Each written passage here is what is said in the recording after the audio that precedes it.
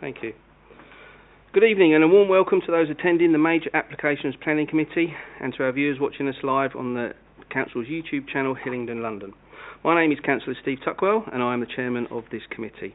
Details of the business to be considered today are shown on the agenda, copies of which are accessible underneath the online broadcast. For those present in the room this evening and intending to speak, please note that you will be filmed and any statements you make will be recorded and made public. A reminder to anyone speaking today that your voice will only be audible online if the microphone is switched on. In terms of a fire alarm, we are not expecting one this evening, so if the alarm does go off, please follow officers to the fire exits and out of the building to the designated meeting points. For mobile and tablet devices, for those in the room, please switch off any mobile devices before the meeting starts or put them on silent. Please note that councillors and officers on the committee may be using their laptops or tablets during the meeting to view the agenda paperwork. I think the only other thing to add, obviously with the restrictions, if we could ask if you could keep your masks on, except when speaking this evening, that would be great. That's myself included. Okay, before we get into the main body of the agenda, I'd like to introduce both councillors, voting councillors and officers present. I'd like to introduce Councillor Higgins, our Vice Chairman. We've got Councillor Duncan, who's our Opposition Lead. We've got Councillor Ahmed Walana with us this evening, Councillor Cawthorne, Councillor Dott and Councillor Yarrow. So those are our voting councillors this evening, but we're also supported very well by officers of the Council, and we'll start with the Deputy Director of Planning and Regeneration, James Roger. We've got our Strategic and Major Planning Officer, Mandip Malhotra. We've got our Specialist Planning Manager this evening, Ian Thine. We've got our Transport Planning Officer, Alan Tilley. We have our Borough Solicitor with us this evening, Raj Allah. Our Legal Advisor this evening is Nicole Cameron, and the person who keeps us all in check this evening is our Democratic Services Officer, Neil Fraser. Okay, that's the introductions. Right, I can now get into the main thrust of this evening's meeting, and we'll start off with Agenda Item 1, Apologies for Absence, Neil. Thank you, Chairman. Yes, apologies received from Councillor Chapman, with Councillor Ahmed Walana present as a substitute. And I'd like to thank Councillor Ahmed Walana for stepping in at very short notice, and you're welcome to this evening's meeting. Agenda Item 2 this evening is Declarations of Interest in any matters before this meeting this evening. Have we got any? No? Okay. Agenda Item 3 is to receive and agree the minutes of the last meeting of the 16th of November. Can I take those as agreed? Members might also be asking where the minutes are from our special meeting that we had on the 30th, but they will be presented to committee for sign-off in our January meeting. So we'll have two sets to sign off in that meeting next year. Agenda Item 4 this evening is matters notified in advance or urgent, which there aren't any. And Agenda Item, or is there one? Yes, just to confirm that Item 7 is now a petition item following receipt of a valid petition. Okay, good. Thank you for confirming that. Agenda Item 5 is to confirm public and private reports.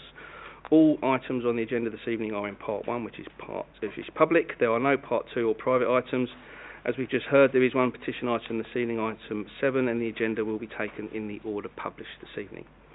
Okay, that's all of the Chairman's announcements, so we can now get into the main body of the meeting, and I'd like to hand over to Ian Thine, who's going to take us through Agenda Item 6. Over to you, Ian.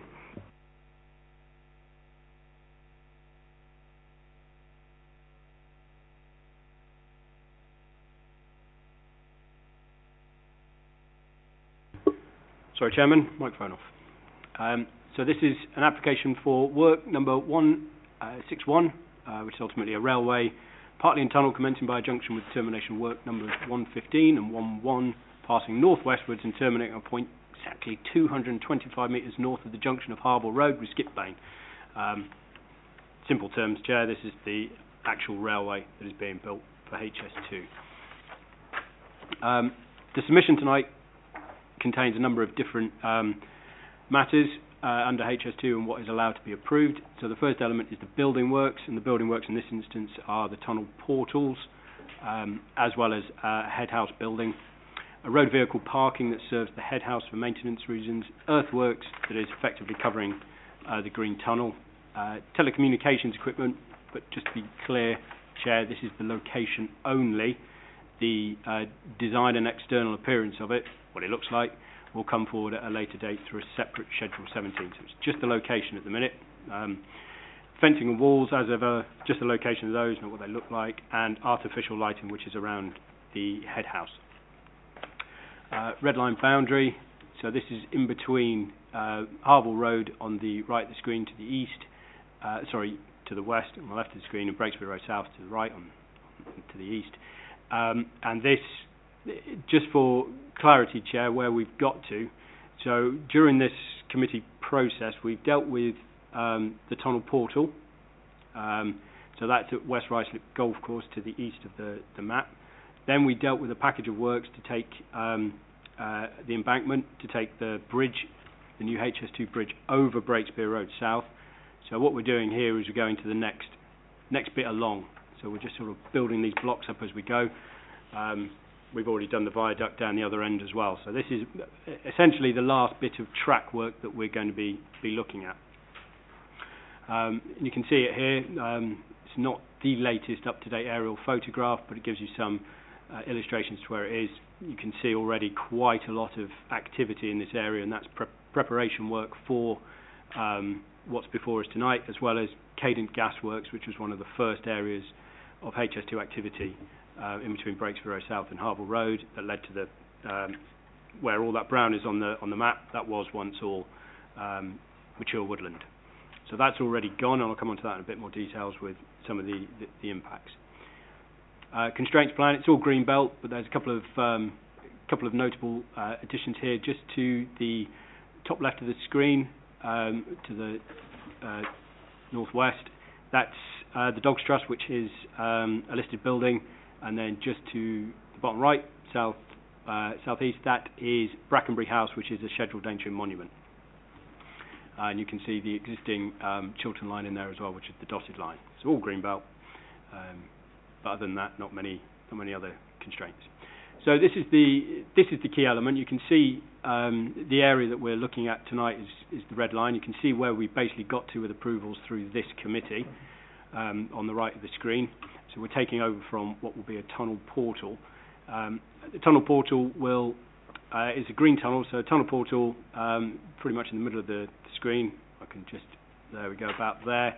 So that's the first tunnel portal, and then it's big hole dug in the ground, next tunnel portal, and then it's backfilled with earth. So this is technically called a green tunnel. So unlike the Norfolk tunnel, which will be a big tunnel boring machine which goes right through into London, this is dug from the ground up and then backfilled, so it's expected to put a cap on it. And notably here, because it's not a proper tunnel in the sense that the Norfolk tunnel that we've seen before, you get these little ventilation shafts just above to ensure that there is sufficient ventilation going into this tunnel. There's a head house attached to it here, and then it goes into the viaduct here. So it goes over under Harville Road, which we've already looked at the realignment of this committee. Now in terms of earthworks, the earthworks are pretty much the area just on top of the tunnel itself. So all this is going to be dug out and put back, and the ground levels will be put back higher than they are at present. So it's those earthworks that we'll be interested in tonight. There's a pond up here, a flood compensation area, so it's the earthworks associated with that, as well as the head house, which is where most of the built structure work is. And as per normal with these things, so in terms of building works, what we're allowed to prove tonight is the design or external appearance of the building works, and only looking for modifications where they're able to do so, to be reasonably available to be done, to preserve the local environment or local amenity, to prevent or reduce prejudicial effects on road safety. That doesn't apply here. To preserve a site of archaeological or historic interest of nature conservation. So in terms of the building works that we're looking at, the two portals, if we've got concerns with what they look like, we have to come up with a modification as to how they could be delivered to offset our concerns. In terms of the head house, same with that. So they're the building works that we're looking at tonight, as well as the ventilation open. And we'll come on to what the design of those looks like.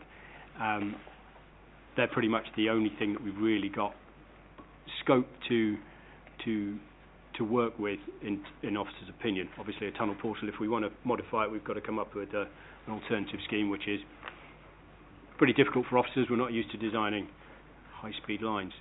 And then in terms of the road vehicle park, which is attached to the head house, just over here, it's not a very big park, it's just a maintenance park, so no real issues with that as we understand it. So, but if we do, then it has to be modified to preserve the local environment or local amenity, prevent or reduce prejudicial effects on road safety, or to preserve a site of historic interest or nature conservation. And then the earthworks, we've had plenty of those at this committee now, so again, same kind of thing. If we're not happy with the design, we have to be able to cite a modification, and that modification has to be demonstrated is necessary to preserve or the local environment, local amenity, prevent, reduce prejudicial effects on road safety, again that doesn't apply here, and to preserve a site of archaeological or historic interest of nature conservation. In terms of the telecommunication masts, we're only dealing with the location of that. In terms of fences, we're only dealing with the alignment of those, not the appearance. And in terms of artificial lighting, it's just basically the light levels and the columns themselves. So moving on. So just to give some context as to what we had before. So as part of the environmental statement, a slightly different scheme was approved. The intention was that it would all be in deep cutting, very similar to what we've got with the Chiltern line just below it. So it would be an open structure. Now this was intended to, first and foremost, the construction of this was to cut away this entire area up to 25 metres worth of material. For reference, that's the size of the Angel of the North. And that material was then going to be dumped in the localities under what is called sustainable placement. That would then facilitate a railhead, which was then going to take material from the tunnel away, so that doesn't have to be dumped in the area. So what has changed now is that the railhead that was going to be in here to facilitate construction is no longer necessary. So they're keeping with the cutting, and the material that's going to be taken out from this cutting is going to be put back on top of the green tunnel, and the material that's coming out of the North Holt tunnel is going to be sent on conveyor belts to this particular area here, and whereas before it was going to be taken away on a new railhead that was created, it's now just going to be dumped on the sustainable placement. So we still get the sustainable placements, but ultimately what we end up with is a much better scheme as far as officers are concerned. So it's a green tunnel. Here you can see the East Portal, broadly speaking, Breakspear Road South is here. You can see Harble Road here. So it's going underground with these vent openings here. So this is basically the cutting area that we're going to be looking at. And then you can see the head house at the bottom. So in terms of the final concept, we think we've positively moved on from where we are with the ES scheme. Just in a little bit more detail, this is the tunnel portal itself. Thing to note here is just before you get into the tunnel portal, so as it comes over Breakspear Road South, it goes down pretty quickly as it goes into this first part of the structure, but just before the tunnel there is a maintenance sidings here. Now this is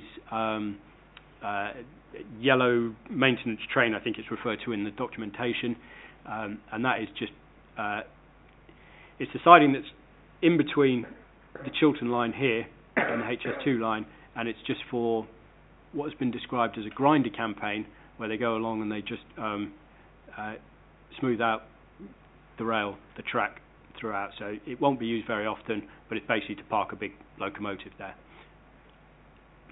And then moving through, this is the next section, so you can see the vent openings there, and this is the bit which is all in tunnels. So the actual tunnel section itself is not up for approval, but the earthworks to mound over the top, they are, as well as the design of those ventilation shafts. And then back to the head house where it crosses Harble Road, which we've already looked at. So there's a new Harble Road bridge over the top of it. At this point it then goes past this auto transformer feeder station, not part of this submission, part of a later submission, and then up and over the Colne Valley on a viaduct. So just some images, Chair, just to try and explain this in a little bit more detail.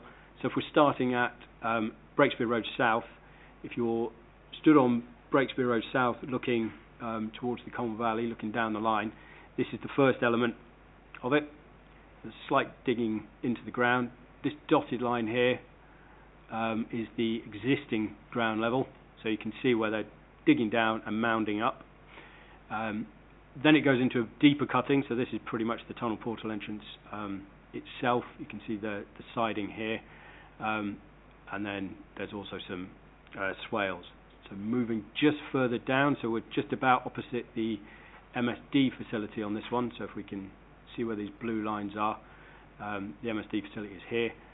Here you can see the tunnel as it's just at shallow depth with the mounding above it, and then deeper underground, higher mounding, and then as you start to get towards Harble Road, it starts coming back up, and you can see a ventilation shaft here as well. And then finally, further up this area, so past the MSD facility, heading towards Harble Road now, and then ultimately at Harble Road. So you can see Harble Road on top of the portal structure as it comes out underneath the road, and then it goes up and over the Colne Valley. So hopefully that is it's cleared up exactly what they're doing here. So you can just on this one here, you've got the existing land level again. You can see where they're mounding up. You can see where they're mounding up Harble Road, and you can see the rest of them mounding up earth across this area to give another platform.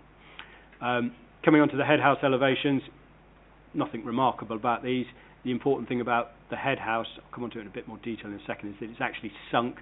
So it's sunk beneath Harble Road, it's sunk beneath HS2, and it's sunk beneath the Chiltern line.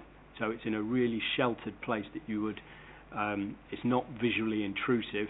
You'll see it from the road, you'll see the top of it obviously, but it's not overly visually intrusive, and landscaping at a later date will conceal it further.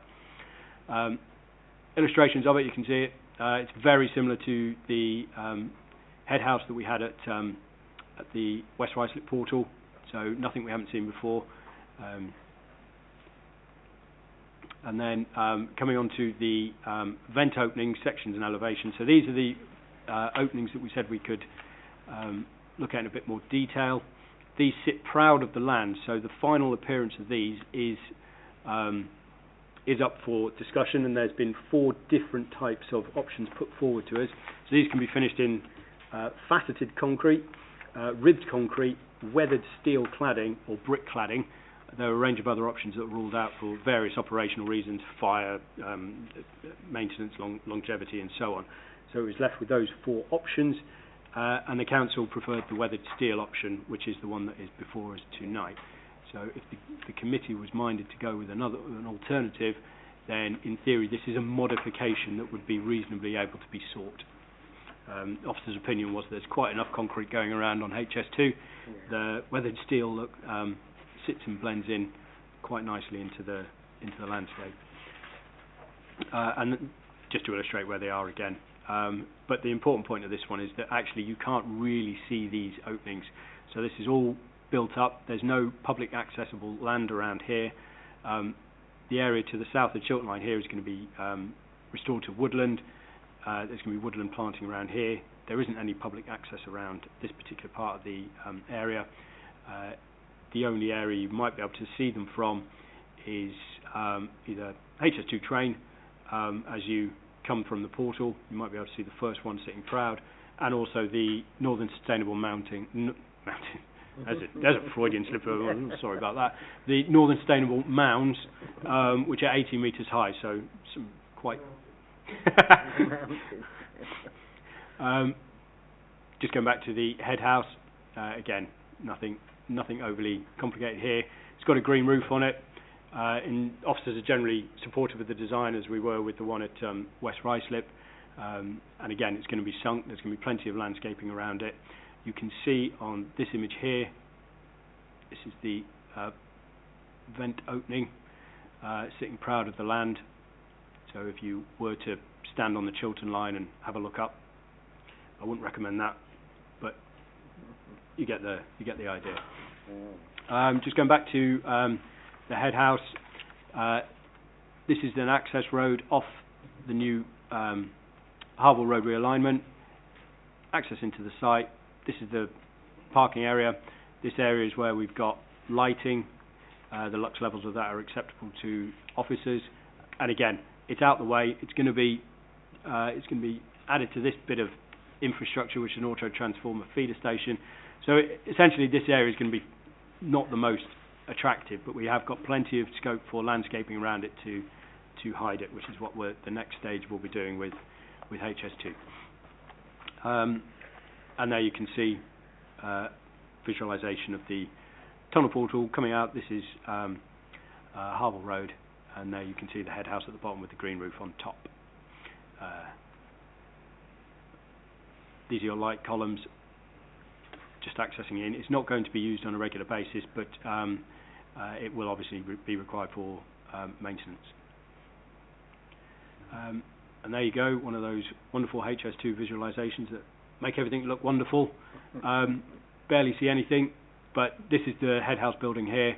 The fencing is quite severe in this location, but it is protecting the high-speed line, so we obviously don't want people getting onto it. So we've had plenty of discussions about the types of fencing in this area, because there is a proliferation of fencing which is starting to turn what was once a fairly nice bit of rural land into well, a heavily fenced area. So we've been pushing them, but obviously you can't be you can't be too careful with getting people onto the HS2 line. So those are security fences quite high. So in terms of concerns, archaeology, no further work has been referenced by Glass. Flooding, there is obviously a concern about flooding, particularly between Breakspear Road South and Harville Road, especially when you're moving land levels, which we're doing here. That area is being picked up through Schedule 33 of the Act, so it's not before us today. The area of flooding that is of concern is on the north-western area, where there's a flood compensation area. But again, officers have no concerns with that. Visual impacts, no further work on that. There's still work to be done on the landscaping in this general area, and hopefully, chaired by the next committee or the one after that, we'll hopefully be able to give you an update as to where we've got to. We're making some positive progress with HS2 on basically the legacy of what gets given back. In terms of noise, it's going to be monitored. So there is a noise report that comes with this, because the noise barrier as it enters the tunnel portal is up for approval in terms of how it will actually operate. No concerns from officers at this point. We will deal with that through the bringing into use and making sure that the council is involved in the monitoring of the noise. And then finally, ecology, to be compensated through the final landform. And just to reiterate, this is the area of land we're talking about now. This all used to be mature woodland, so most of the ecology in this area is probably already gone, which is a shame. But we do have plenty of options for putting back a nice positive landscape at the end of it. So the recommendation from officers is approval, no informatives, no conditions, but just to reiterate, the flooding will be dealt with through a separate process. Ecology will be dealt with through improvements to the final landscaping design and the legacy that we hopefully will get from HS2, and the noise will be monitored through operational requirements. There you go, Chair. Thank you very much. Thank you very much for that, Ian, and I think committee certainly recognise how a very technical subject can be brought together, and also this committee will be very aware of our limitations, what we can and can't do, which Ian has also reiterated. So we're very, very aware of that. But before we open the debate, I'm going to invite Raj Allo, our Borough Solicitor, just to give his perspective of where we are with this application.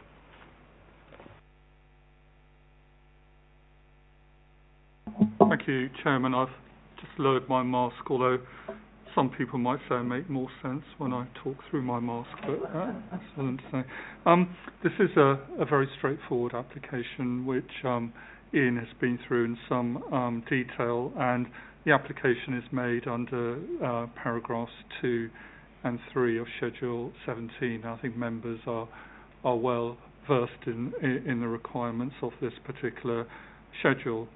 And members will also know that the application can only be refused, or conditions can be imposed on an approval to the application if one or more of 3 statutory grounds are satisfied. And just in summary, they are that the design or external appearance of the works ought to and could reasonably be modified to preserve the local environment or local amenity, to prevent or reduce prejudicial effects on road safety or on the free flow of traffic in the local area, or to preserve a site of archaeological or historic interest or nature conservation value. I've looked carefully at this report, and it is my view that none of those statutory grounds are engaged in relation to this particular application, and therefore the committee has no grounds to refuse the application or to impose any conditions in relation to an approval of the application. The only other thing that I wish to say is that we are now getting better information from High Speed 2 Limited, and that is allowing us to properly consider these applications and to allow more of them to be approved, quite frankly.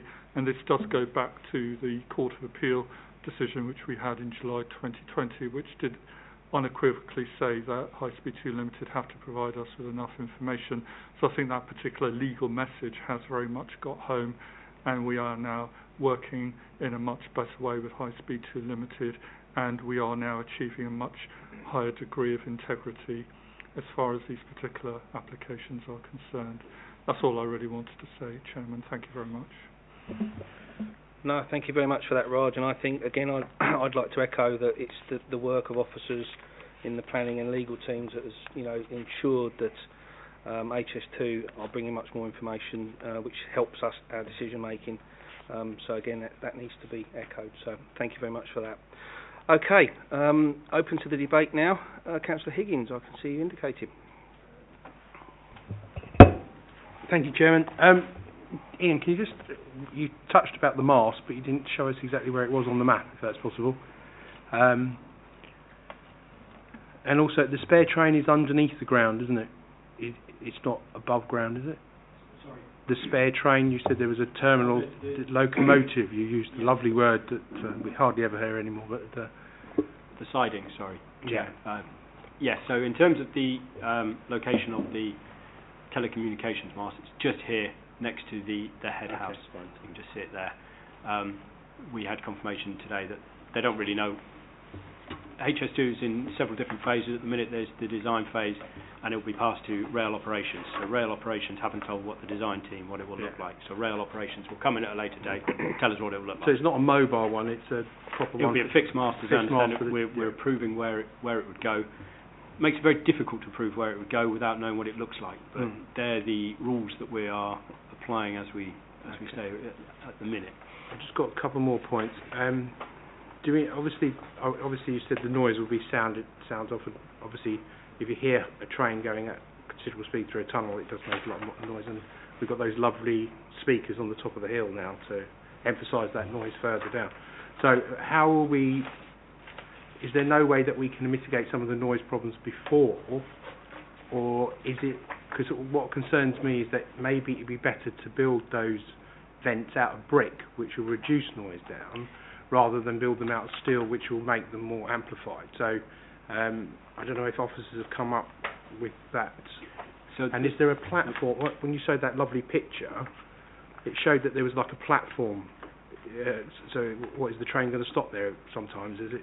I'm not sure which lovely picture. Because you said the one with the lovely fences you described, and then coming out of the tunnel there was like a platform. That one. There you go. Yeah, no, that's... and I just want to know why that is, because it's not everywhere else on the line. No, that's just... an artistic impression. An artistic impression. So there is no platform there. There is no train stopping here. This is just the hard standing that is associated with the works for HS2 and the compound here, and then further next door is the auto transformer feeder station. So in terms of the noise, just so the way that it works is that Parliament set the limit of what HS2 has to achieve. Now, as part of their submissions, they submit essentially a report that says that they will meet those, and they have done that. And there is, it's obviously very difficult dealing with high-speed trains and noise modelling and whatnot, but their noise assessment shows that they have met the requirements of what Parliament is doing with these works. The sensitive receptors in this area there aren't many. So the only sensitive receptors we would see are at Brackenbury House and also at the Dogs Trust, which is a very sensitive receptor because dogs obviously have a slightly different hearing profile to humans. We've seen that with some of the construction noise that's going on at the minute.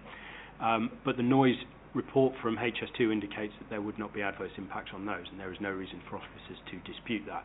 And this is part of the ongoing monitoring. We want to be involved in the monitoring so that if there are issues at a later date, we want to be privy to what that information is and then seek solutions.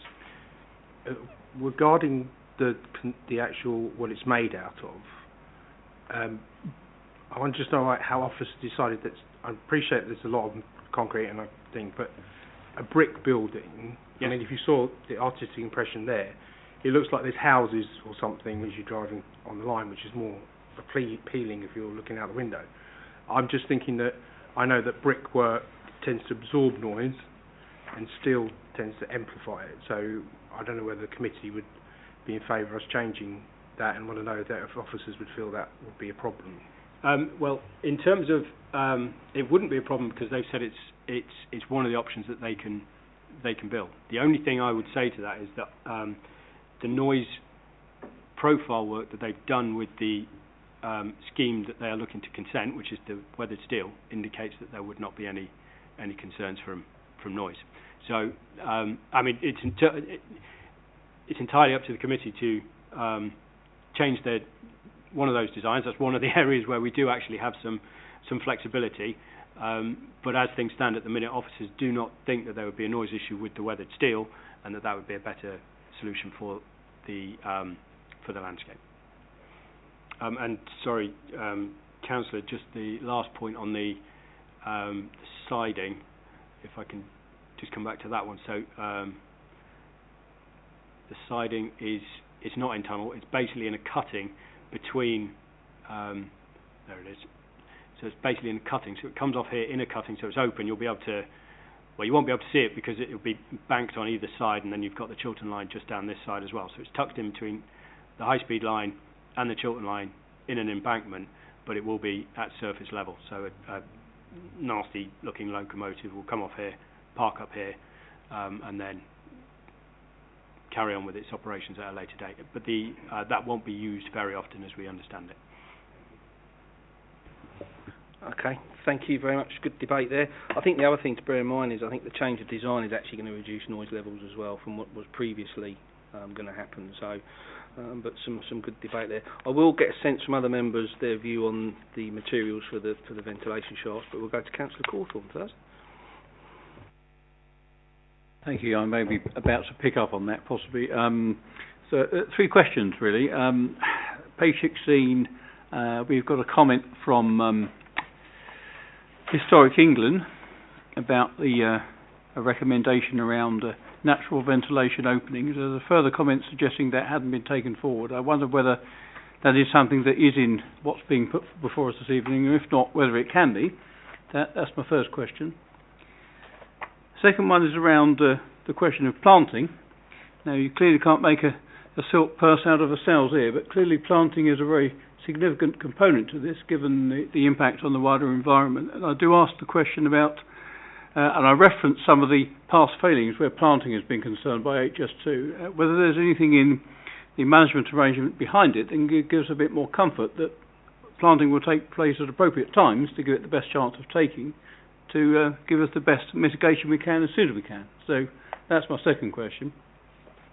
And finally, the question of the storage of spoil and the stability thereof. I think we're calling it sustainable placement, if I've got it right in planning terms. But there is concern about the stability of this storage, given the volume involved, given the increasing frequency of extreme weather events. And I'm wondering how the planning process that we've gone through to get here has really given us some comfort around that in order to assure the wider community. So they're my three questions, if that's okay, Chairman. Okay, thank you. I'm sure Ian will pick up on those. I'm not sure how much wriggle room we've got on the points raised there, but the natural ventilation, planting and spoil storage. You okay to pick those up, Ian? So in terms of point one, Councillor, the Historic England's hope that the ventilation shafts would pick up the heritage of the area. I mean, firstly, going back to the point I made in presentation, you won't really see these ventilation shafts. I think that that's the point. So the only, in fact, it's on this plan here. So we're looking to Brackenbury House is, sorry about there, just picking up your cup there, Chairman. Sorry, Brackenbury House is here. So there is a footpath that goes down this side, but this is there's a big mounded area here for the Chiltern line, then you'll have all this mounding up here. So you won't actually be able to see the ventilation shafts from, or ventilation opening, should I say, from this area. There is no access points up here of note, so we've looked at all these visual points. So that's the first thing, is you won't really see them. The second point is that if we were to try and look for a modification, we would have to demonstrate that it was reasonably available to be achieved. And the 4 options that have been presented to us by HS2 do not include the tile work, for example. So I don't believe that would be an option for us tonight to explore. I suppose there is a possibility of asking HS2 if we're mindful to see if we would like to do that, but I think the officer's opinion was that the weathered steel was actually a better fit for the environment. In terms of planting, you won't be too surprised, Councillor, to know that that's not before us tonight, and we can't really comment on that. But it is on our radar, so to speak. You know, this is all part of the legacy that we keep calling it, of what HS2 looks like when it's given back. And the planting plans around here do generally look quite good. There is a requirement on HS2 to have no net loss in terms of biodiversity and planting. So we're confident that they will deliver that. I understand about the planting seasons. There has been concerns elsewhere on the route where they planted trees at the wrong time and they sadly died almost immediately. I think they've learned their lessons on that, not to rush things. So again, no one wants to see copious amounts of dead trees in plastic as we saw just off Hughes Lane. But in terms of planting, it's not before this committee tonight, Councillor. But and the third one, the storage of spoil. Sorry, Councillor, it's not before this committee tonight. But what I will say about the storage of spoil is that is governed by the Code of Construction Practice, which HS2 operate under. So this is one of the environmental minimum requirements, which requires them to store and treat particularly topsoil, which is very important in this area for all the topsoil that they've retained, in a certain way. So there are regulations or requirements for them to store spoil and storage heaps in a certain way that reduces harm on people. And again, just the final point on this is that the storage material will be the only sensitive receptor nearby to where this will be stored is the MSD facility, which you can see here, and the Dogs Trust, which is some distance away. So there isn't many sensitive receptors that would be at risk in any event.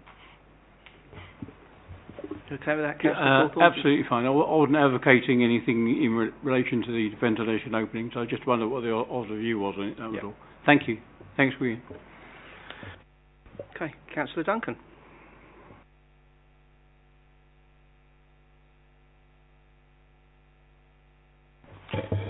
It was really just about information to understand. There's going to be the reuse of 1.1 million cubic metres, vast, works over this area.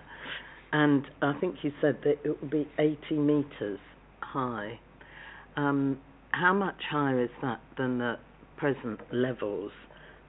Because that could have considerable impact, particularly visually for residents living nearby, as well, of course, as flooding issues, which I know are dealt with separately, and also the stability, which Councillor Cawthorne referred to. It's an awful lot of soil to move and stabilise. Thank you. Thank you, Councillor.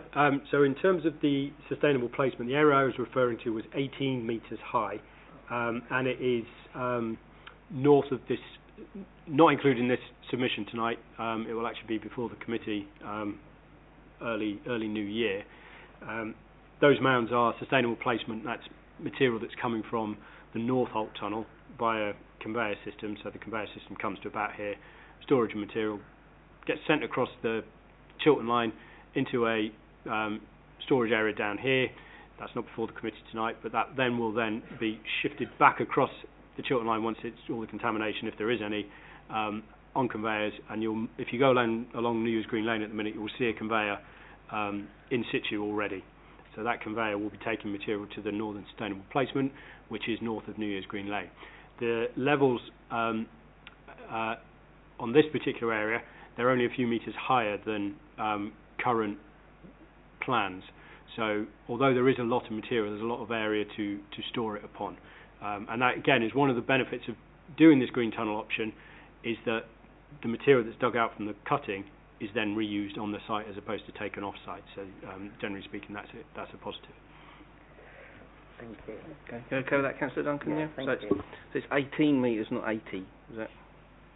Yeah, I nearly had a heart attack. Yeah. That's correct. Yeah. I mean, to be fair, it's similar to in terms of stability, Councillor. Sorry, I've got to pick up on that one. It's very similar to the mounds off the A40 when they built Wembley. So just to give an illustration of what we're talking about there. So that would be the next one. I don't want to give you any spoilers. No.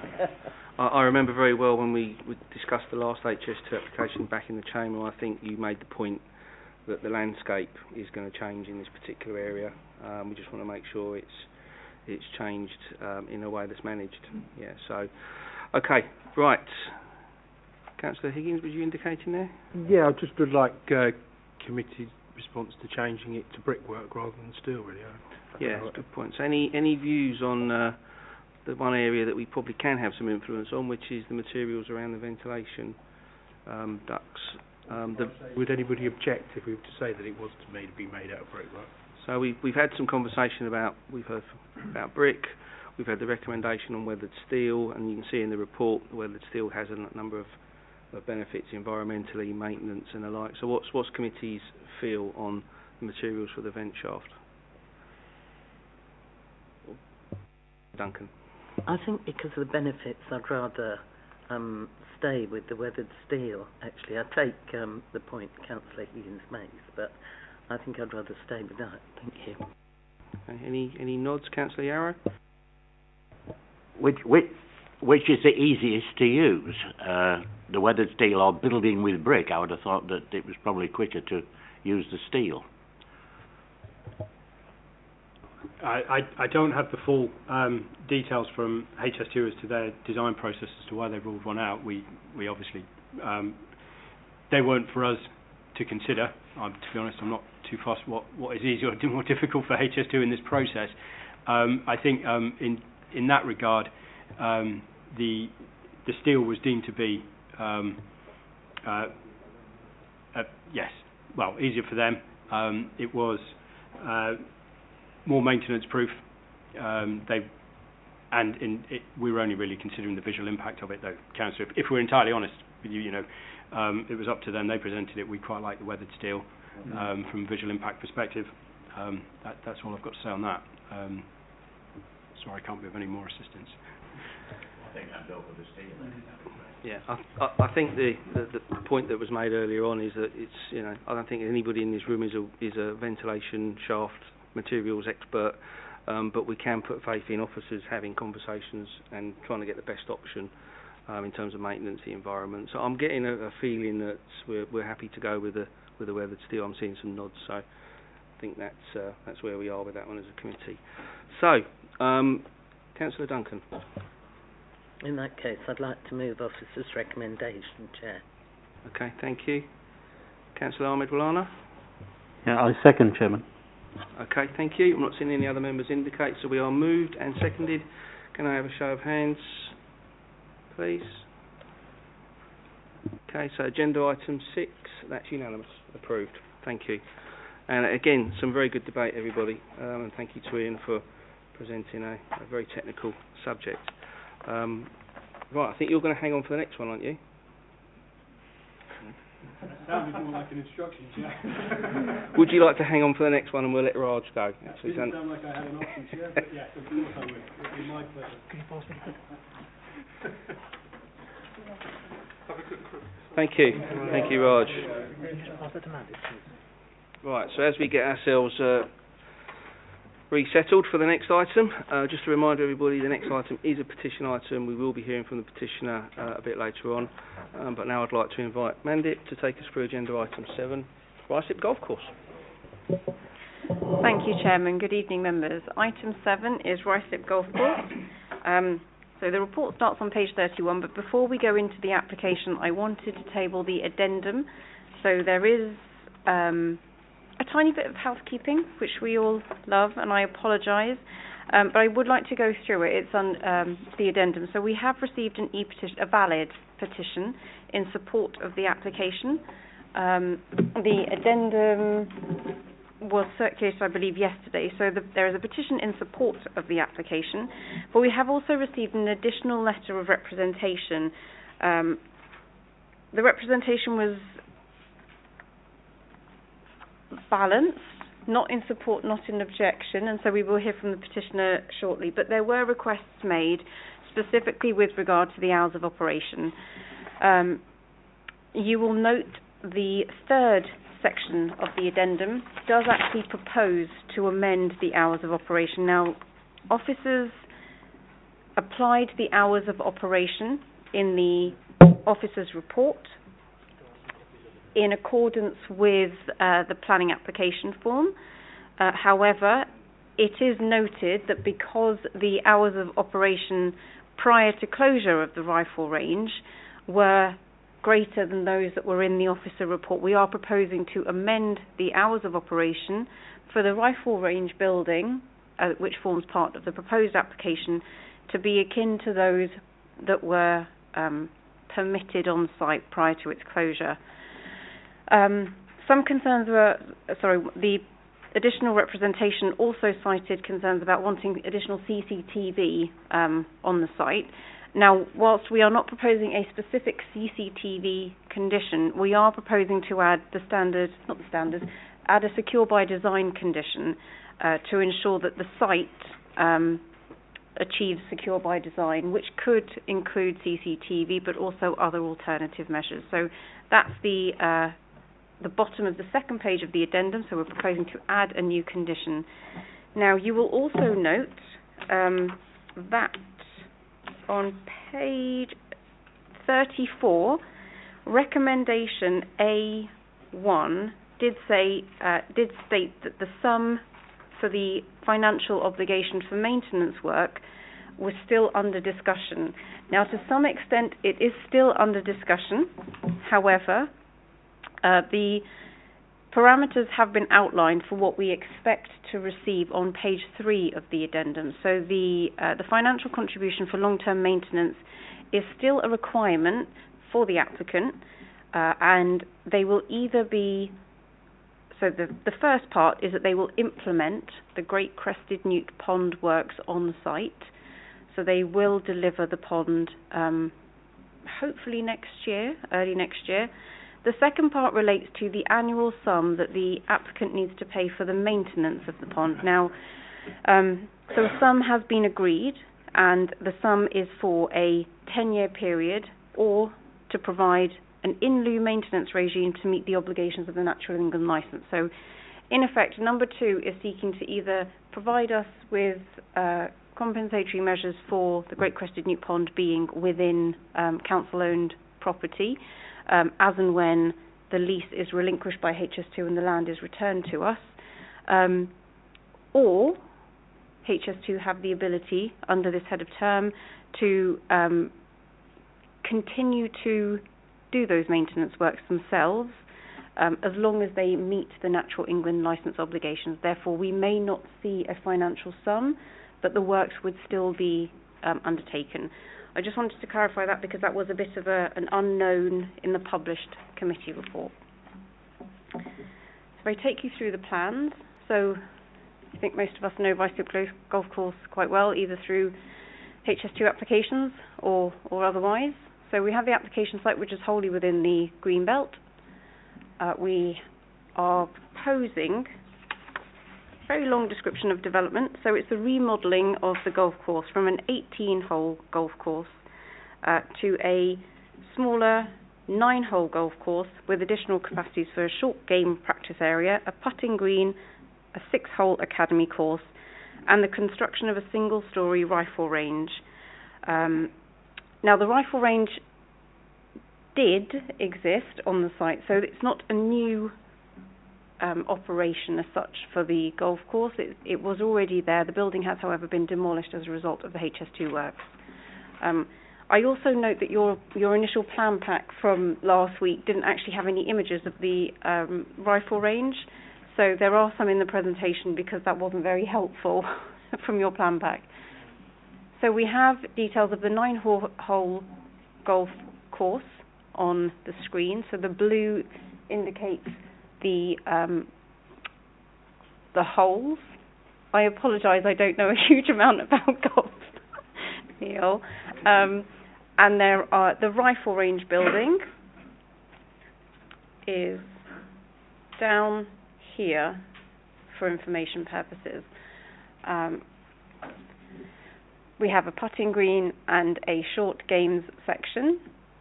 This is the cross-section of the 6-hole golf academy, which is up in the northeastern corner of the application site. So this is all we gave you for the rifle range sections, and then you have the driving range fence plan as well, which is also part of the southeast part of the application site.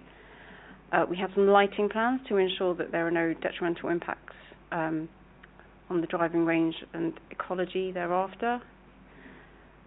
Existing public rights-of-way plan, and then a proposed rights-of-way. So there are minor... sorry, I'm flicking the wrong way.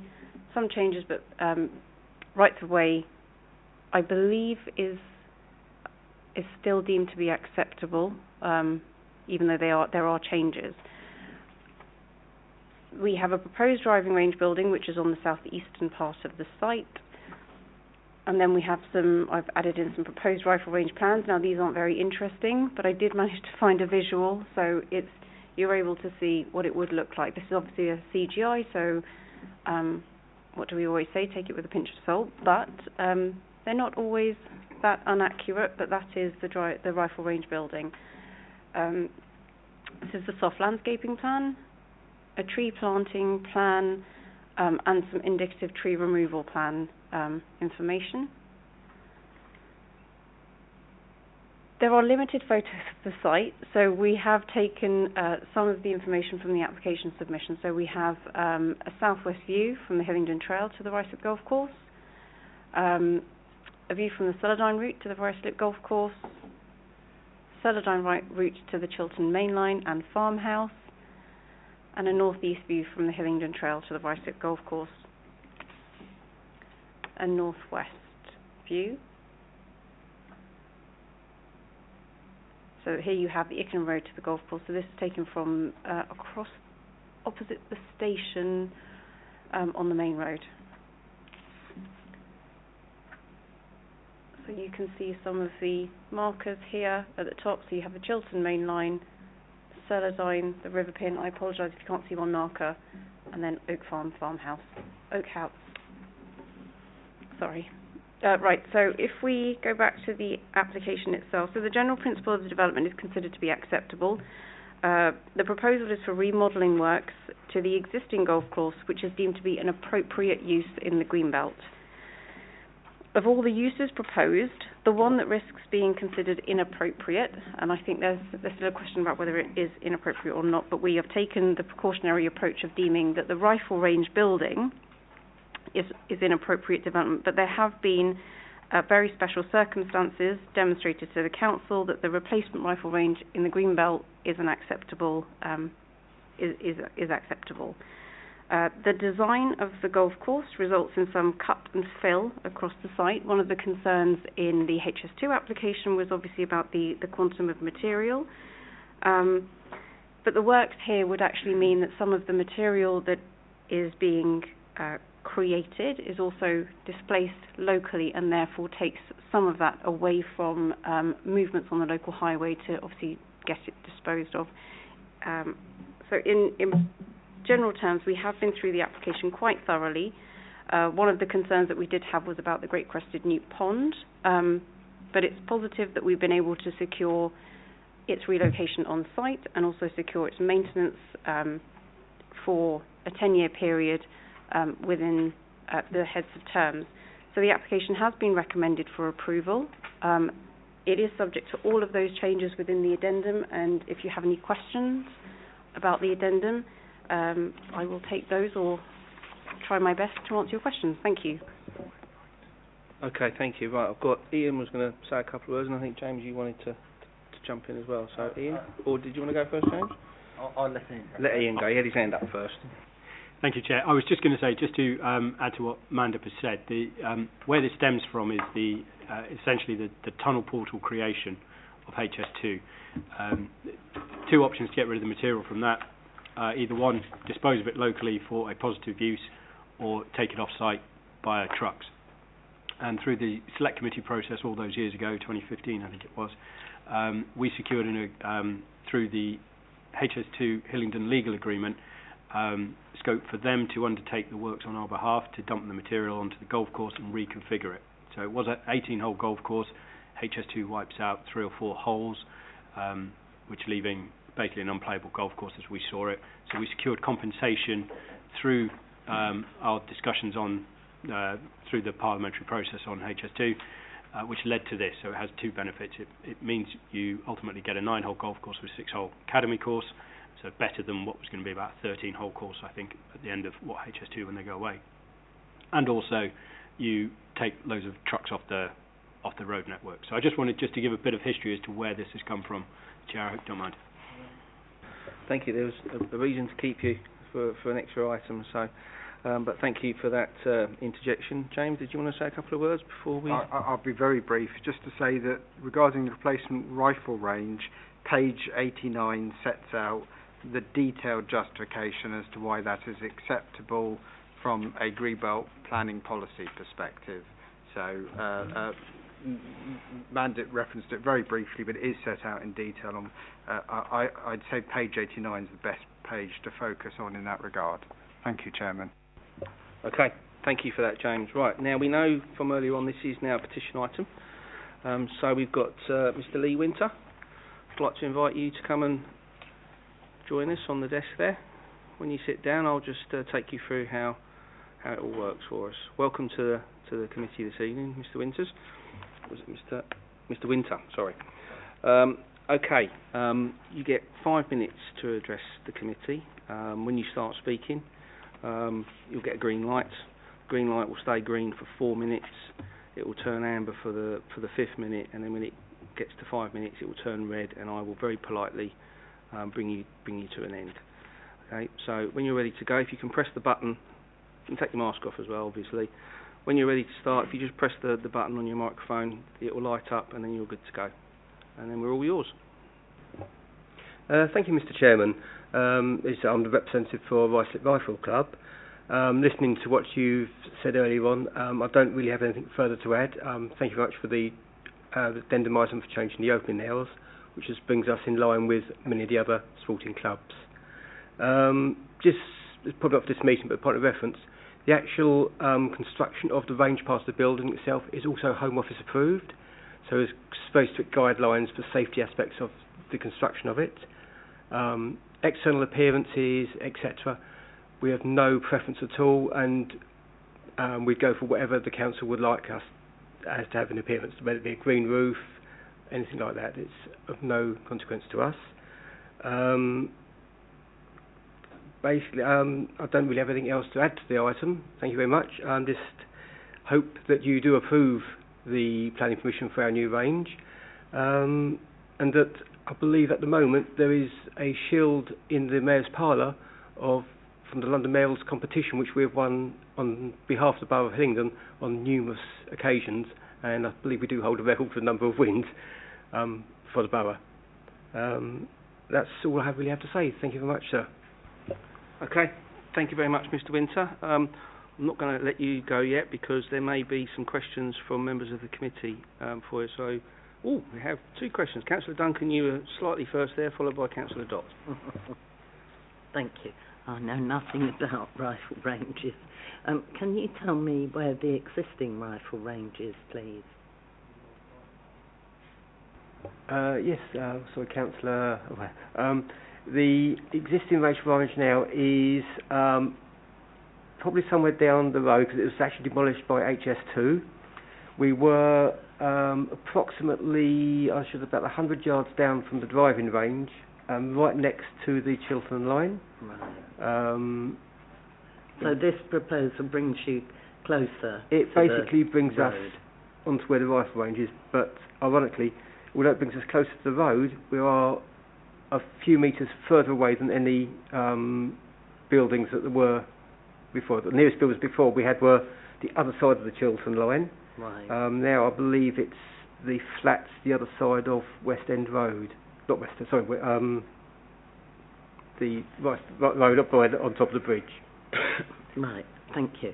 And the building has doors, but it doesn't have any windows or other openings, does it? No, we don't want any openings in it at all. It's for security purposes. Yeah. There'll obviously be emergency exits onto the range, but it'll be just really one main entrance for security-wise.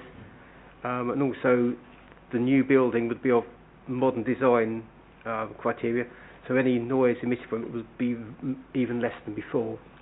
So it would not be a noise issue. There would not be a noise issue. No.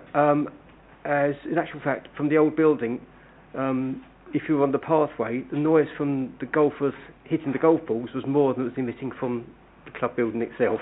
It's the sport with the discipline there. It's basically a very disciplined sport. All it is a black dot on a piece of paper. That's all we aim at. It's the requirements of the club. So it's very disciplined, and the idea is you have to get to the closest centre of that as possible. And you're looking at something maybe a quarter of an inch in diameter, and that's where you need to get the shots. So it's a very disciplined thing. It's not like it's a Wild West type show. It's very, very disciplined. I'm relieved to hear it. Thank you very much. That's right. The only time we haven't shot at the black paper target was when we shoot for the males competition, where it's a 1-inch clay disc. Thank you very much. Thank you. Okay. Thank you for that, Councillor Duncan. Councillor Dott, did you have a question? Thank you, Chairman. I have no question because Councillor Duncan stole my question already. Question stolen on camera. We got Councillor Higgins. Hello there. Just where are you? Where are you at the moment? Are you not shooting at all in the borough, or are you using another facility? At the moment, we've managed to move to spare capacity in a few other clubs, some are out of the borough, but it's lost the ability. We can't train anywhere near as well as we could, due to the fact that other clubs have certain capacities. We've just been allowed to go into them. I think we're using about 4 different clubs at the moment, which have allowed us in on a temporary basis. Have you any loss of income during this period that you've been HS2 has taken it away from you? To be honest, I can't really comment on that side of it, because I'm not the treasurer. But we are very much run for the members, so we're not looking at making huge amounts of money out of it. It's a sport for enjoyment, and if anything, it costs the members to do the sport, especially when it goes to representation of like national and international events, which we do have someone training at the moment who's potentially going abroad next year. And I just wanted to know that has the club lost money because you've lost the facility and it's cost you extra to travel to other sites? Oh, sorry, I understand.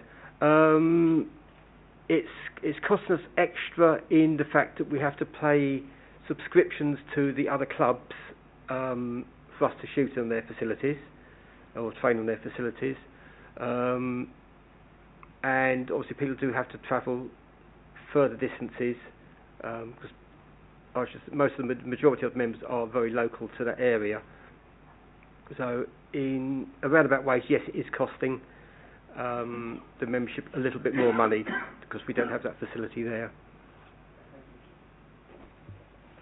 Okay, I'm not seeing any other members indicate, so I don't think there's any further questions, but I would just... Oh, Councillor Duncan. Oh, sorry. I'd just like to, on behalf of the committee and officers here, thank you for addressing us this evening, and we'll now go open to deliberate. You can return to your seat, but thank you very much for addressing the committee this evening. Okay, thank you. Have we got ward councillors or applicant? No? Okay, that means we can move to the discussion and questions for officers. And I can see Councillor Higgins indicating furiously, followed by Councillor Gothorne. Thank you, Chairman. Firstly, will there be any compensation for the Rifle Club from HS2? That would be my first thing. What I'm concerned about is obviously I don't know, do we have a golf design expert in the council? And who's designed this course? Because obviously we have Haste Hill, which was designed by a very famous designer, and all Americans come, when they're allowed to fly into this country, go to play there because of who it's designed by. I just want to make sure that it is to the standard, that it's to the standard of a golf course that challenges and still maintains. I used to play on that course myself a long time ago, so I just wanted to make sure that the golf range as well. We have the golf range that we had a golf range in Stockley Park, and it was built out. It's built out of wood, and now if you go down there, you can see lots of holes in the wood structure because people are not always hitting the ball straight. We don't have professional golfers in these ranges, so I just want to make sure that that's not going to be the case, that in years to come we're going to have little holes like we'll think that the rifle range have been shooting at the range rather than the golf ball. So that was the other thing. And I can't read my writing. Oh yes, can we have a green roof on the shooting range? I think that would be quite handy for that area, and if possible on the range, on the golf range as well. Those are some things to get on. Thank you. Okay, I don't know who wants to pick those up. Compensation for the club, I'm not sure is part of the planning application, but I'm sure officers will comment on that. We've got the course design, golf range made of wood, and a green roof. So who wants to pick those up? Ian? Thanks, Chair. I'll take the first two, if I may. So in terms of compensation, I believe we've got your details, Mr. Winter. So in theory, Councillor Higgins, HS2 should be picking up the tabs. I'm not going to confirm that, obviously, but I believe that to be the case. So if you are out of pocket, then HS2 should be doing that because of obviously, the reason why we're here is because HS2 has demolished your facility. So any extra costs incurred in that, I will make contact between the various parties and see if we can facilitate some sort of compensation. That's the first thing. Golf course design. We don't have in-house golf course designers, but the design is of HS2, and they recruited Jonathan Corn Designs, who is well-known, well-respected golf course designer. So I'm not a golf course designer myself, but he is, as we understand it, has all the accreditation and whatnot. So he was involved in the design at the outset, and he's also informed us on some of our other golf course designs as well. So he is our go-to designer. So hopefully that satisfies that. I'm going to neatly throw this one across, if I may, as a hospital pass. I suppose that the range, well, it's not been built yet, so we would have to check with HS2 to the final materials and various things like that, but I'll let Mandip comment on the planning side of things. Okay, so we've got design of the golf range and a green roof. Question on the shooting range. I have to be honest, there's normally a condition for materials to be approved, and there isn't. So I think perhaps our own requirement, standard should be to add details of materials to be approved. But are we advocating that we do not want to see timber, or if it was a material that was of adequate strength for the driving range, it might be acceptable? Whatever's acceptable. It's just that obviously that Stockley Park now is looking a little bit shabby because they've just put like timber cladding really basically and painted it over. Other ranges, I don't know, I can't remember what Top Golf is doing, but they have better structures so that the ball doesn't sort of damage the building itself. That does make sense. With regard to the green roof, there is no reason why we couldn't ask them to investigate it. Now, it's not part of the proposals that I can see to hand. It is normally part of condition number 5, but I can see that part 5 of condition 5 has been deleted, and I'm not sure if that was intentional, but part 5 I think is the normal section where we ask them to investigate green walls. Yes, so I will reintroduce it back to condition 5 where it should be, and then hopefully that is something we can negotiate through condition discharges. So yes, amendment to part 5 of condition 5 to add in green walls, and a new condition in its entirety for materials to be submitted and approved. James, did you want to come in at that point? I'm just going to slightly nuance what Mandip's said. So yes, the materials condition, I'd recommend an informative that we want low maintenance materials, and that would be the words I'd use. So we can then, following a discussion and discharging the materials condition, we can then deviate away from timber would probably be a response to doing low maintenance materials. And in terms of the green roof, the way we usually construct the condition, in the first instance we request a green roof, but then we also enable the applicant to put forward a case identifying any reasons why they cannot install a green roof, so that if subsequently the weight of the green roof is such that it just for engineering reasons wouldn't work. I'm just talking hypothetically here. We haven't worded a condition that that effectively closes all doors. So we've been definitely, through the wording of the condition, strongly encouraging a green roof, but we'd word it in such a way that if they were able to come up with a robust enough justification, we haven't sort of totally committed ourselves. If you can't do a green roof, say on the golf range, I think on the shooting range it shouldn't be a problem. Can you put solar panels instead, so it helps us in more of a greener, sustainable issues on site? Because the range is going to be lit in the evenings, and if you're using your own electricity, it's better for us and the environment. And if HS2, they can pay for it, as far as I'm concerned.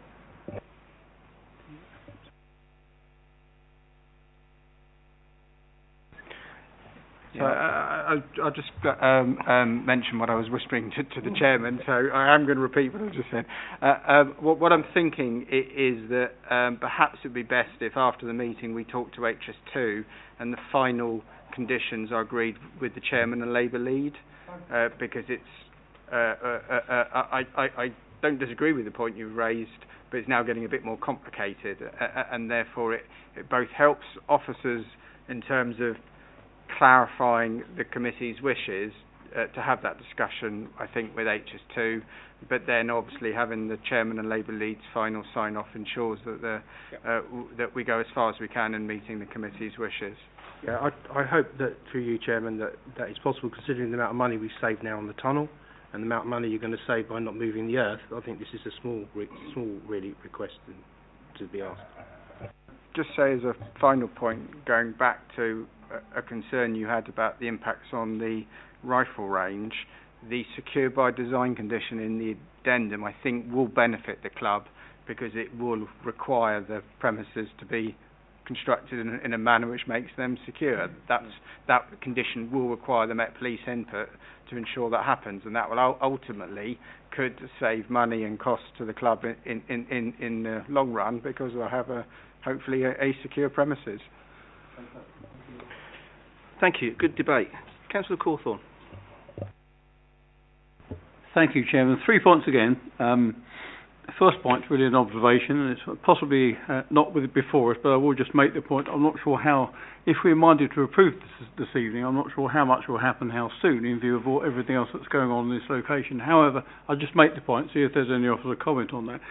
I guess two questions for me. Firstly, on the rifle range, Mr. Winter helpfully clarified one point of mine, which is around the location of the new building compared to the other one in relation to residential dwellings. What is indicated, I think, is it's if anything further away, and assuming officers don't take issue with that, then I'm happy, because from my perspective, as a ward member for the last 20 years, I went there on one occasion, and I must admit I've not had a word of complaint over the years about noise, and certainly from what I could see, it was well insulated, well soundproof, so I would assume all of that is taken account of in a state-of-the-art way in a new building, so I'm perfectly comfortable with that. I would just make that observation.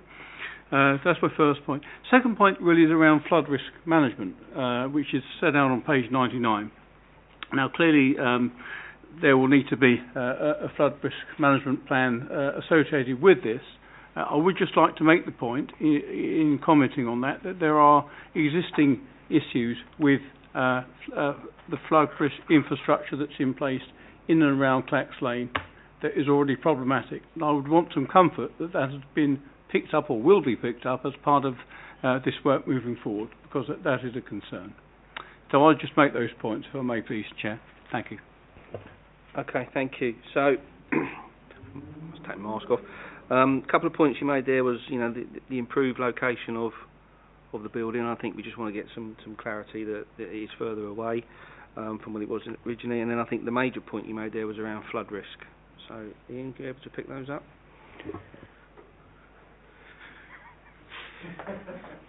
Certainly, Chairman, with pleasure. So, to the first point, Councillor, I think you said how soon.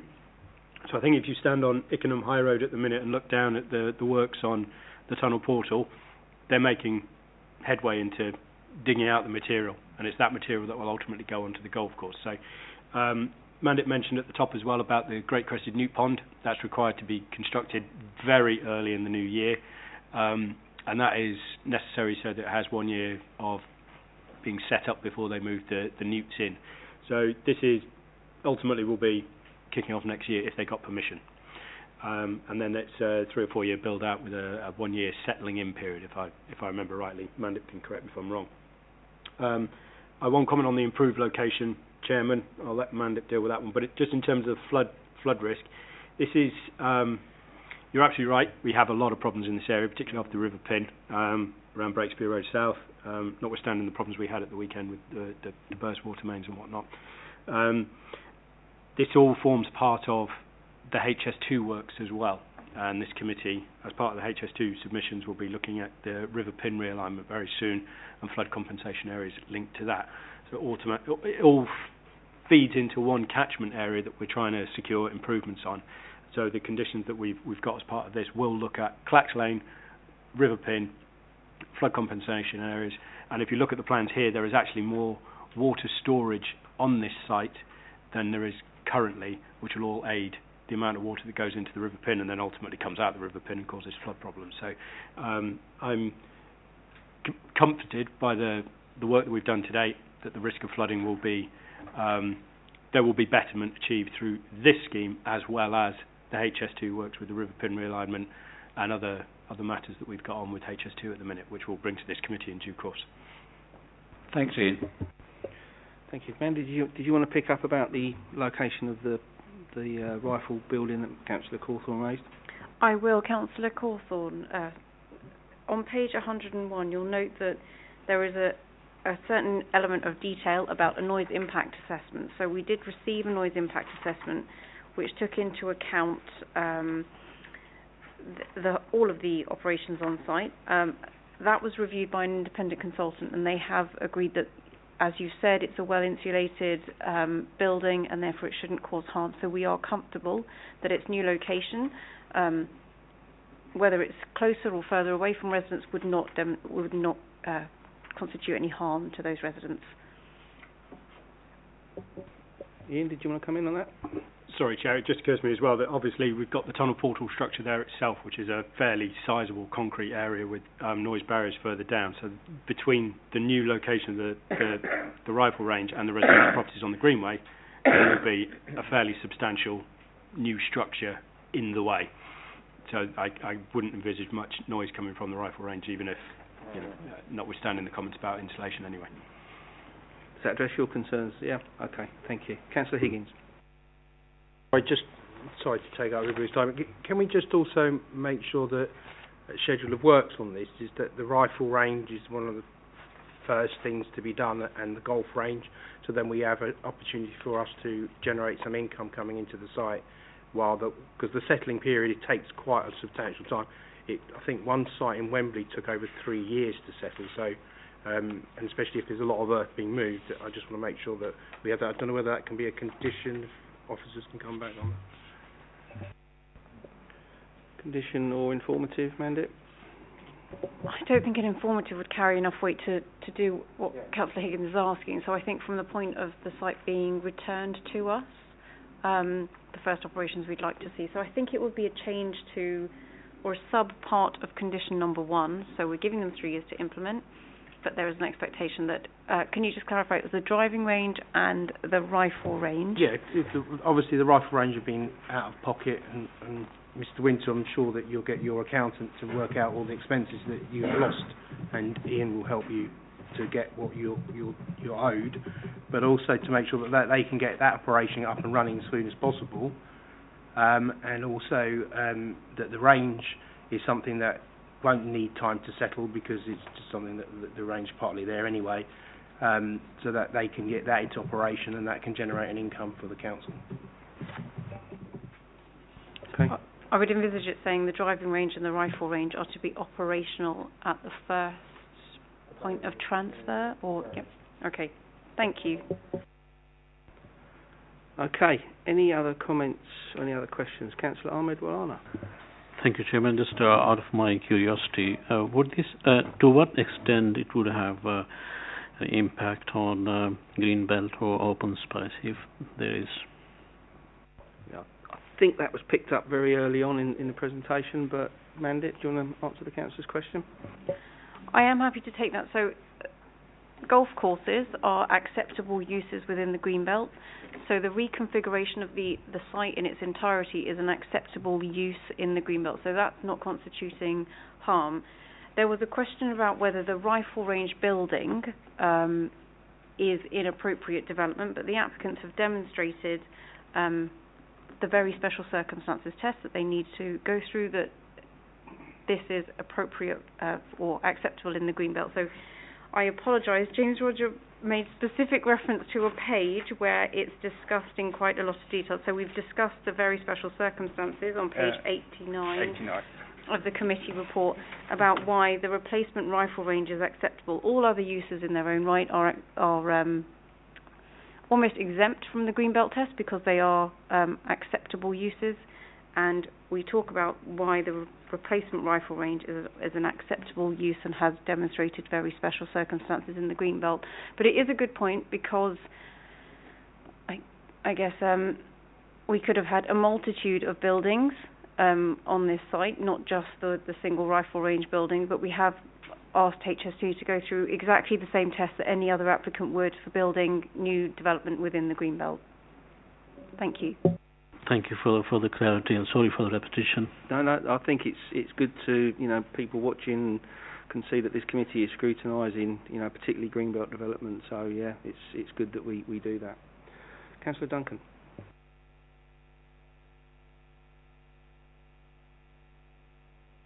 Can I just ask what happened with Henry's point on energy and that it be from sustainable sources? Was there going to be a discussion, or can we put on a condition?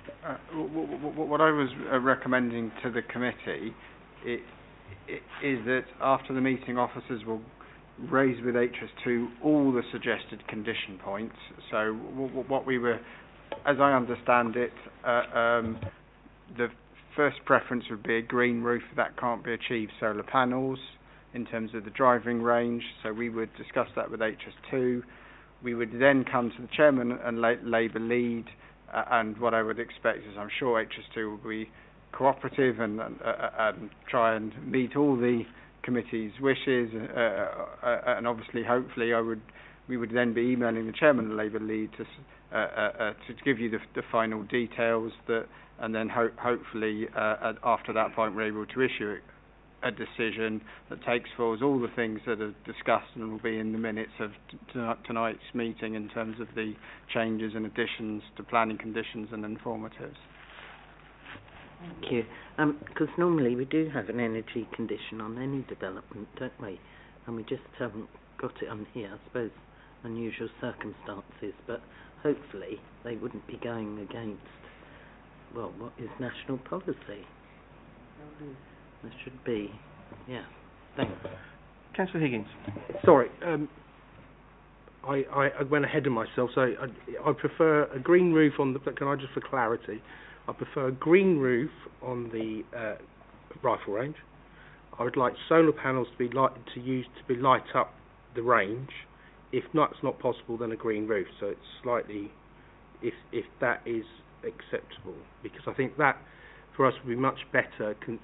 Sometimes my brain goes first and something else happens. So, and I think it'd be much better for us to have solar panels on the top of the range, because that needs light, and that can feed into that. And the the rifle range will have a green roof, which would be nice because then you wouldn't see it from the railway line. So, So the point I'd say is, it's because this is a planning application, we don't have the restrictions that we had with our first item of this evening. There is planning policies that justify support us seeking green roofs and solar panels, put simply. So I'd really say it is basically up to the committee in terms of the priority. I think I can only guide you insofar as that there are planning policies that back up both green roofs and solar panels. Did you want to come back, Councillor Duncan?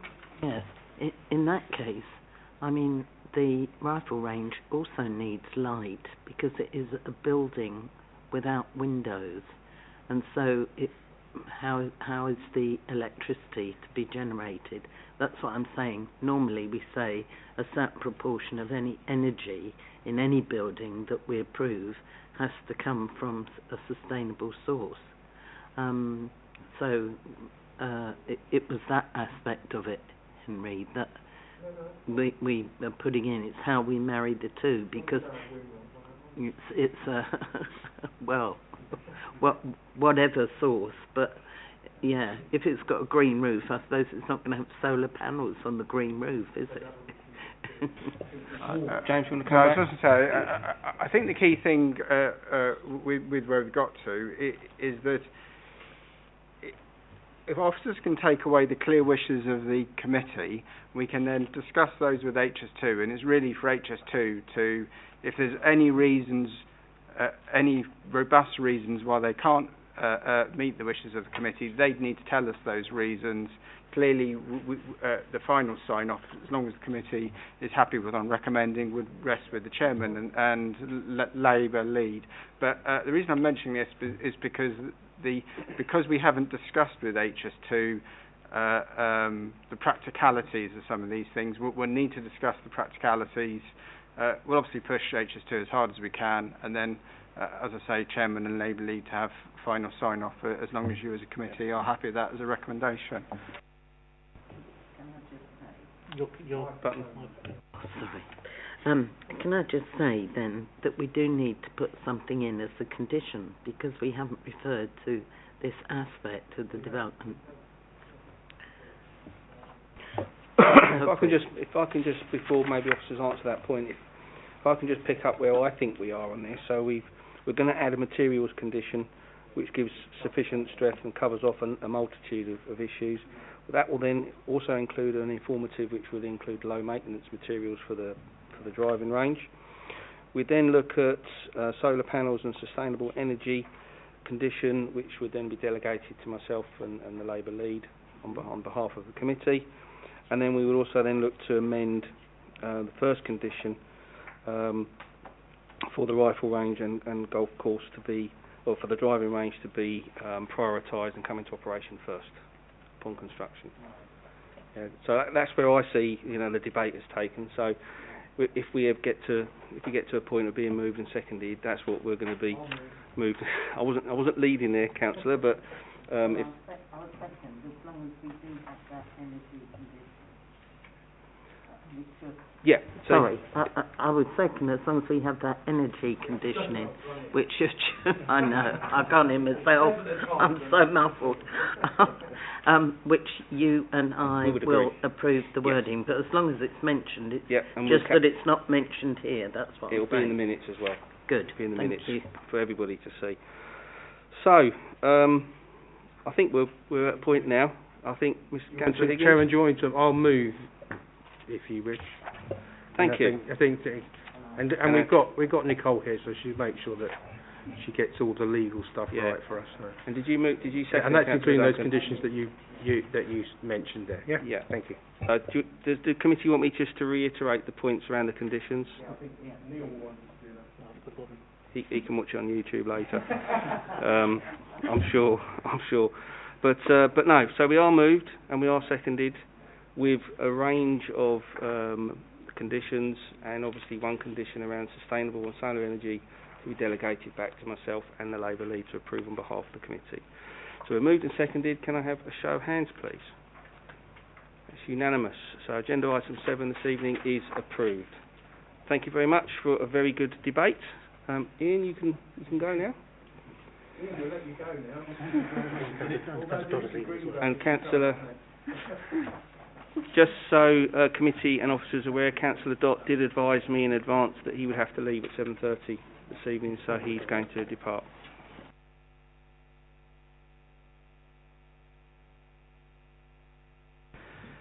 Mr. Winter, you are more than welcome to stay for the next 2 items, but no, if you can leave if you want, or you can stay. It's entirely up to you.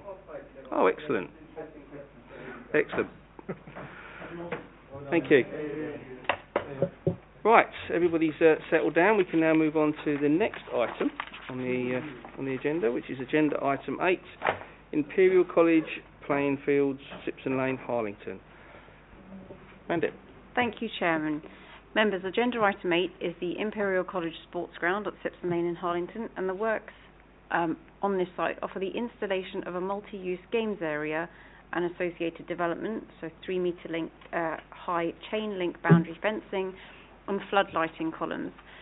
So if I take you to the location plan on screen, you'll see the exact location of the Mooga. So that's just the location of the multi-use games area, which if I do refer to as a Mooga, it's the way that we normally abbreviate. There's too many abbreviations in planning, so I apologise in advance, but Mooga stands for the multi-use games area, and I'm referring when I say Mooga to the proposals.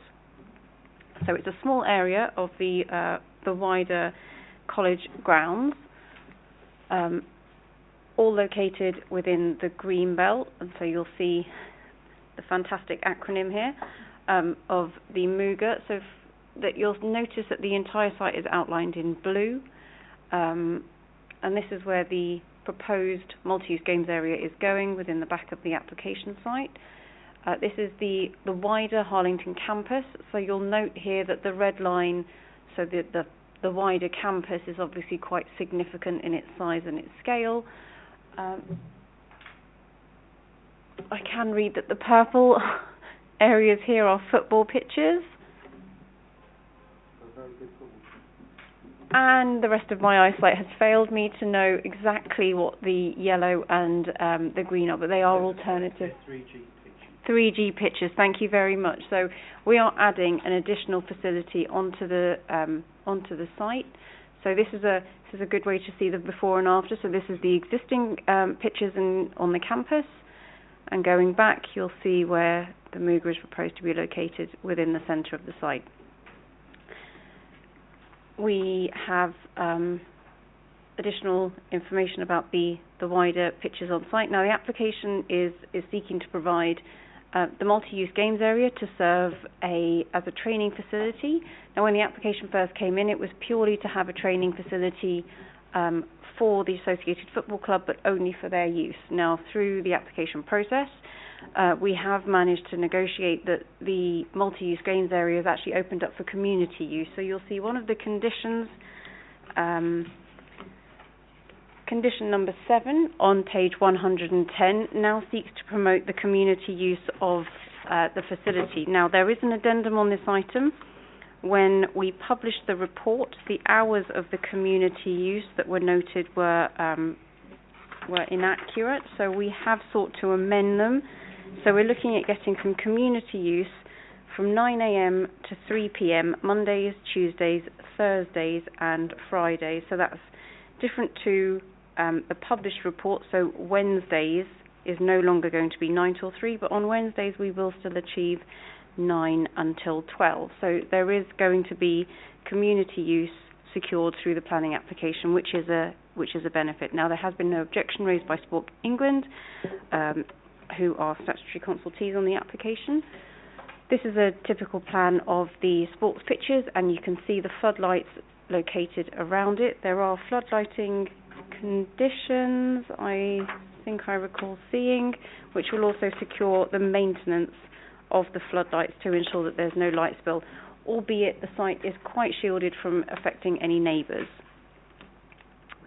We have some elevation plans, so yes, they are quite tall floodlights, but as I've said, if we go back to the first plan, the site is not within very close proximity to any residential properties. Proposed fencing is proposed around the entirety of the site, and you can see the access doors on the bottom, and then this is probably a secondary emergency exit at the top. Line markings, so this is to demonstrate that it is not just for one sport. So as a multi-use games area, it will have multiple lines to ensure that it's able to be used for multiple sports and multiple uses. So we make the most efficient use of it. We have a drainage plan showing its outfalls. Flood lighting, demonstrating that the lights and the cowls, as they're directed, will not have significant light spill beyond those the outer blue parameters. And bird's eye view will take you through to some photographs of the site itself. The application site is within the greenbelt. This is deemed to be an acceptable use. We have several conditions, some of which also deal with car park management plan issues, and some that were requested by Sport England, which include the construction management plan. The application has been recommended for approval. I think it's probably worth noting that the site is already used by the club, who are proposing to operate from the training facilities. Thank you, Chairman. Okay, thank you very much for that, Mandip. This isn't a petition item, so we can go straight into questions to officers. Councillor Higgins. Thank you. Yeah, it's the training ground of a very good club, Queen's Park Rangers. I'm very, better than that horrible lot in Fulham. But anyway, I'm a bit concerned in certain things about opening times that have been suggested, considering that I know that the first team are training there, and they don't usually let anybody on site if the team is training. So I don't know how that affects the playing conditions, but I'm a bit surprised on that. And also, there's obviously in the demo it's about parking. The only bit of parking that's available is that basically runs to the end where the Mooga is going to be put into place. And also, there's quite a lot of temporary structures there that I don't know when are they up for removal. Those ones up the back there, they're all temporary, aren't they? And they're meant to be there. And the other thing that's a bit surprising me is that Queen's Park Rangers will be leaving this facility and going to their own new facility in Heston in 2 years' time. So I don't understand why. Is the applicant by Queen's Park Rangers or is it by Imperial College? Okay, so a couple of points there. Opening times, I think they are what they are. That's what the applicant's requested, so that's what we have to go with. Car parking, Alan might want to pick up on some of the car parking issues, because I know there's quite a lot of text in the report on that. Temporary structures, again, I think that's just for information only. I don't think it's anything that we can give due consideration for. And then, obviously, our friends at the football club moving, again, that's a matter for them. But, Mandy, are you able to pick up any of those points, maybe between Alan as well on the car parking? If I pick up the first point, which was the hours of operation. So we have discussed the community use hours, I believe, with the operators of the future Mooga, and they have been agreed. So I appreciate that you feel that there might be an overlap, but that wasn't the intention. The intention was to ensure that the community use was outside of the hours for its primary use, which was the training facility. I cannot comment on whether they are leaving. Permission lies with the land, so we're giving permission, and I didn't specifically refer to a specific club for a training facility and a multi-use games area, as opposed to a specific facility for a club's trading needs. I'm going to have a look at the report for the temporary facilities, but I'll let Alan take over on highways. Thank you, Chairman. Thank you, Mandip. We've been working with the applicant to determine trip generation here. The development would be for a netball court, 2 netball courts, which would have 28 players. However, the trip generation figures they gave us were based on tennis courts. 3 tennis courts would have a maximum of 12 players. And the Highway Authority were concerned about this. There's a big difference in the number of people using the new facility. And we have since agreed with the developer that we will accept 5-a-side football pitches as a benchmark for trip generation. However, we haven't yet received that information. So as part of the condition for a car parking management plan, we also require them to head that up with a technical note setting out the findings of trip generation based on a five-a-side pitch, which we will then look at and determine whether it's comparable to a netball pitch. Gut feeling suggests it would be, and then from that we'd know what the trips are, and we would then know whether the number of car parking spaces are proposed are satisfactory. Thank you, Chairman. Thank you, Alan.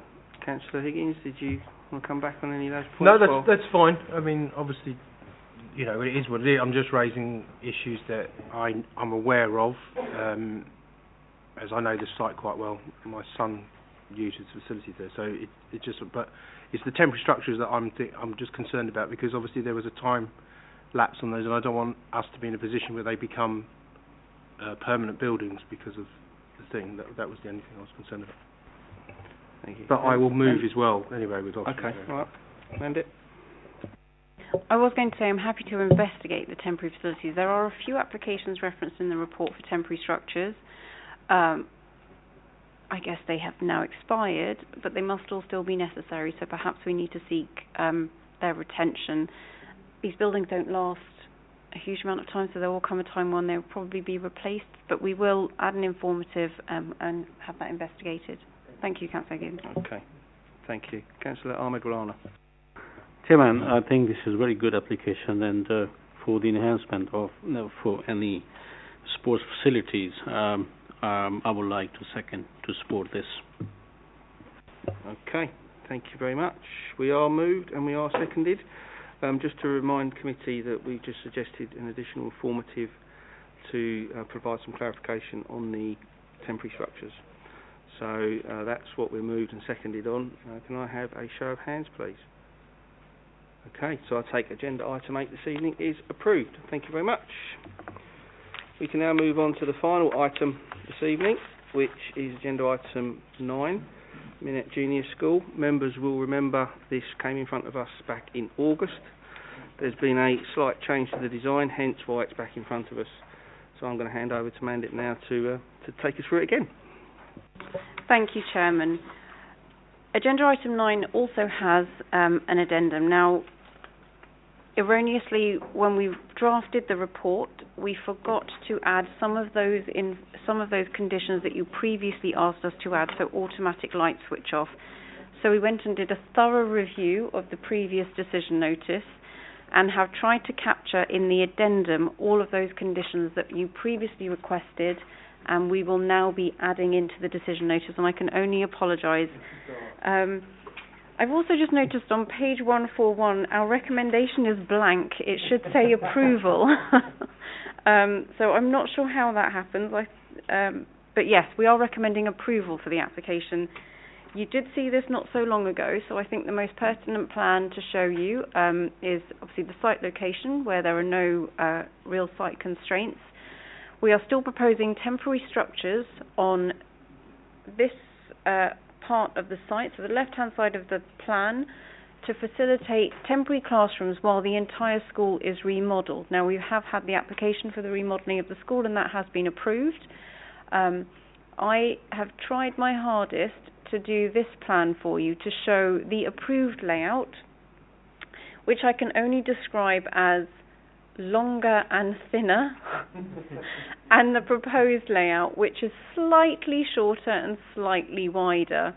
So there are only marginal alterations proposed. We are still recommending approval. These are temporary facilities that are necessary. Now, during the course of this application, as with the last one, Sport England did raise a standing objection. But Sport England have withdrawn that objection when they realised that this is just a revision to the layout of the building. So there is no objection in principle to these temporary facilities. They are only sought for a 3-year limited period, after which all of the conditions will require that the land is reinstated back to its existing use, which is as a current playing field for the Minette School. The application is recommended for approval. I'll hand back to the Chairman. No, thank you for that, Mandip. And the technical longer, thinner, shorter, wider planning terms that we learn every meeting. Okay. but we get where you're coming from. Councillor Higgins. Yeah, shorter and wider is probably more appropriate for me. But anyway, yes, I'll thank you for putting everything back. I mean, that was brilliant. So, I mean, I don't really have a problem here. We've got our, I think, Janet, we've got our lighting coming off and all those sustainable and the landscaping. So, I will go with officer's recommendation. Okay, thank you. And that's Councillor Duncan, his second. So, we are moved, we are seconded. Can I have a show of hands, please? That's unanimous. That's agenda item 9 approved as well. Thank you very much. Okay, that brings us to the end of the meeting. I'd like to place on record my thanks to the voting members this evening for your contributions, and particularly thanks to Councillor Ahmed Boulana for jumping in at very, very short notice. I'd also like to thank officers who have supported us through the process this evening, some of who have since left, but I want to place on record our thanks. And also thank everybody watching on YouTube. So I'm just going to close the meeting now and wish everybody a good evening. Thank you.